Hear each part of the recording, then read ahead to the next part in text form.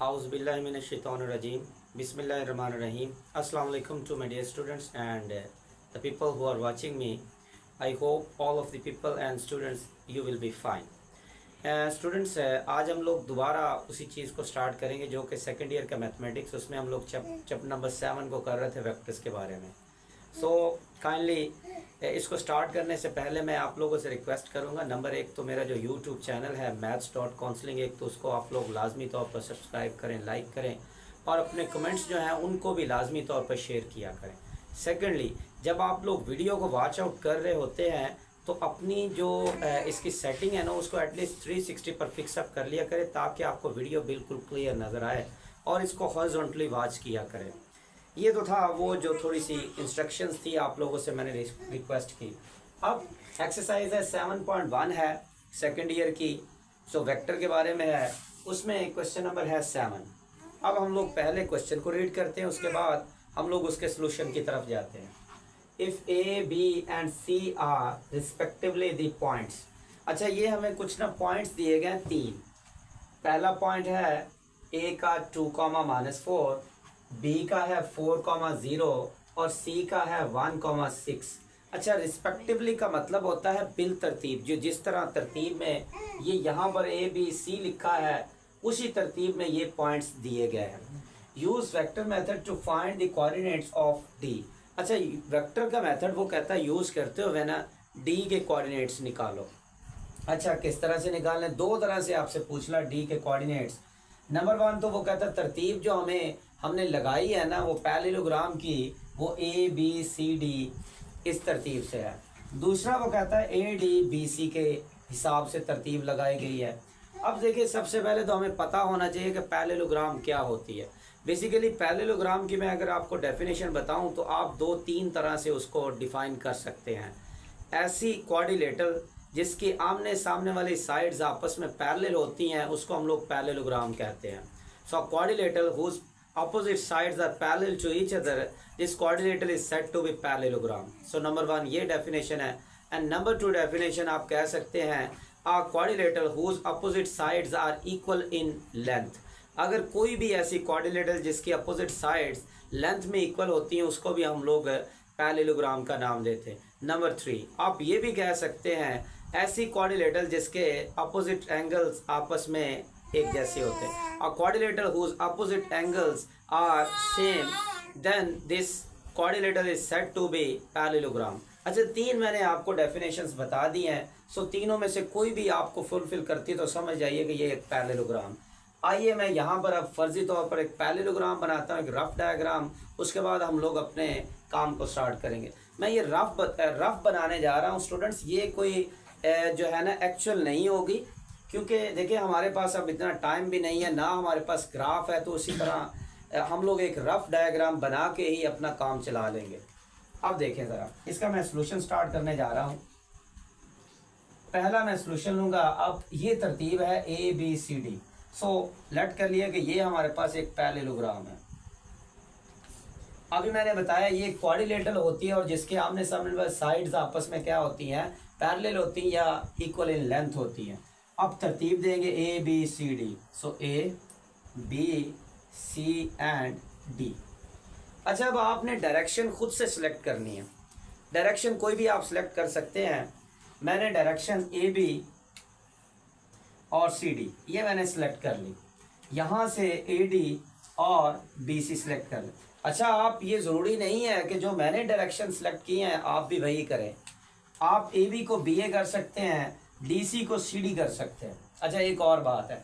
अच्छा, ज़रूरी भी नहीं है कि ए बी लिया तो डीसी करें, नहीं, ए बी है आप सीडी भी ले सकते हैं, लेकिन फिर एक मसला बनेगा आपके, चूँकि ये डायरेक्शन में अपोजिट हो चुकी होती हैं, सो इसीलिए फिर आपको सीडी का जो है नेगेटिव वेक्टर बनाना पड़ेगा जो कि डीसी बनेगा। सो इसीलिए मेरा आपको मशवरा है जिस डायरेक्शन में ए बी लिया है डीसी भी उसी डायरेक्शन में ले लें। अगर आपने बी ए लिया है तो सी डी भी उसी डायरेक्शन में ले लें। सो ये चीज़ ज़हन में रख लीजिएगा और कैलकुलेशन करने में आसानी होगी। अब यहाँ पर हम लोग ये जो पॉइंट्स दिए गए हैं मैं यहाँ पर इन पॉइंट्स को पेस्ट कर देता हूँ। ए हमें दिया गया पॉइंट 2, -4, बी हमें पॉइंट दिया गया है 4,0, सी पॉइंट हमें दिया 1,6 और डी पॉइंट हम लोगों ने खुद से फाइंड आउट करना है। अब देखें डी हम लोग अपनी तरफ से कोई एक लेट कर लेते हैं पॉइंट। सो लेट कर लिया, लेट डी हमारे पास होगा कोई एक point x, y be the point, be the point या बी द वर्टेक्स कह सकते हैं आप लोग। ये यहां पर मैं लिख देता हूं ताकि आसानी हो हमें समझने में। अच्छा अब देखें हमने x, y यानी कि ये पॉइंट डी निकालना है। अच्छा अब हम लोग इस कोऑर्डिनेटर को देखते हैं।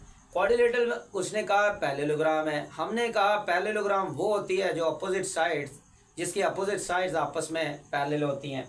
ए बी इसका मतलब है पैरेलल किसके होगा, डी सी के।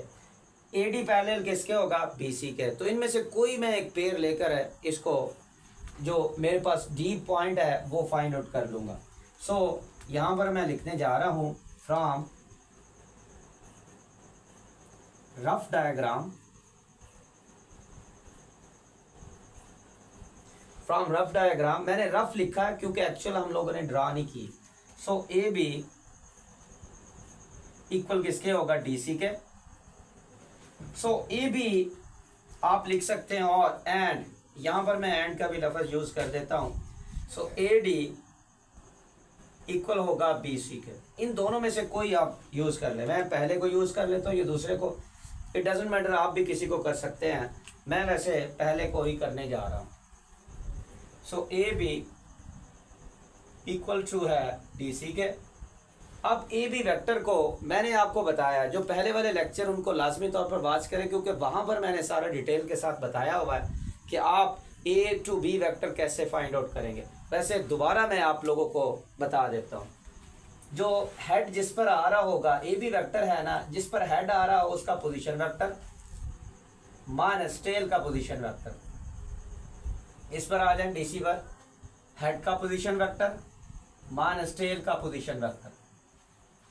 अब ओ बी हमारे पास क्या है, ओ बी पोजीशन वेक्टर इसका होगा 4,0, 4,0 और ओ ए ये हमारे पास x, y equals to O C. O C हमारे पास 1,6, ओ डी हमारे पास क्या है, ओ डी x, सॉरी ये यहाँ पर ओ ए हमारे पास 2,-4, सॉरी यहाँ पर 2,4 है, 2,-4। उसके बाद आ रहा है ओ डी हमारे पास है x, y। अब इस बात का ख्याल रखना आप लोगों ने, अगर तो आप लोग पॉइंट लिखते हैं तो फिर आप लोगों ने राउंड ब्रैकेट्स का यूज़ करना है। अगर आप वेक्टर लिखते हैं देन आप लोगों ने स्क्वायर ब्रैकेट का यूज़ करना है। यहाँ पर ज़रा गौर करें, पॉइंट था तो 4,0 यहाँ पर राउंड ब्रैकेट में रखा। अब हमारे पास ओ भी एक पोजीशन वेक्टर है, सो वेक्टर है उसकी वजह से मैंने यहाँ पर स्क्वायर ब्रैकेट्स का यूज़ किया। अब इसको सॉल्व करते हैं और बड़ा आसान काम है सब्ट्रैक्ट करने के दो वेक्टर्स को कंपोनेंट में से जो क्रॉसपोंडिंग कंपोनेंट है उनको आपस में प्लस माइनस कर दें तो आपके पास इसकी एडिशन और सब्ट्रैक्शन आ जाती है। सो क्या करेंगे, 4 - 2 x का कंपोनेंट x में से माइनस y का कंपोनेंट y में से minus 0 minus into -4 equals to 1 minus x, 6 minus y। अब 4 - 2 तो ये बन गया 2, उसके बाद माइनस माइनस होगा प्लस, 0 + 4 तो ये बन जाएगा 4, 1 माइनस x, 6 माइनस y। अब ये दोनों है equal vectors. So equal vectors हमें पता वो होते हैं जो कि मैग्नीट्यूड में भी एक जैसे होते हैं और डायरेक्शन में भी एक जैसे होते हैं। उनके क्रॉसपोंडिंग कंपोनेंट्स हैं वो एक दूसरे के बराबर होते हैं। सो यहाँ से क्रॉसपोंडिंग कंपोनेंट्स को आपस में बराबर रखें, यानी कि 2 = 1 माइनस x और उसी तरह 4 = 6 माइनस y। सो x को इधर लाएंगे पॉजिटिव होगा, 2 को इधर लाएंगे नेगेटिव होगा। सो x बराबर -1 के आ गया। यहाँ पर y को इधर लाएंगे पॉजिटिव होगा, 4 को इधर लाएंगे नेगेटिव होगा, सो y बराबर 2 के आ गया। सो यहाँ पर हमारे पास पॉइंट D हमारे पास आ गया -1, 2। ये हमारे पास पॉइंट D आ गया। अब इसका दूसरा पार्ट है ADBC। अब तरतीब जो आपने लगानी है, A यहाँ पर आएगा, D यहाँ पर आएगा, B यहाँ आएगा और सी यहाँ पर आ जाएगा। ये जो पॉइंट डी होगा यहाँ पर होगा x, y। अब आपकी ये क्योंकि इसकी पोजीशन चेंज हो गई है, सो आप लोगों ने इसको क्या करना है, तरतीब इसी तरह इसी सेम पैटर्न पर आप लोगों ने इसका पार्ट नंबर 2 करना, और उम्मीद है आप लोग इसको कर लेंगे। ये कोई मुश्किल काम नहीं है। फिर भी अगर आप लोगों से अटैम्प्ट ना हो तो आप लाजमी तौर पर कमेंट्स में जाएं, वहाँ पर आप अपनी प्रॉब्लम को शेयर कर सकते हैं, और मैं इसके लिए एक अलग से भी वीडियो आप लोगों को बना के अपलोड कर दूँ।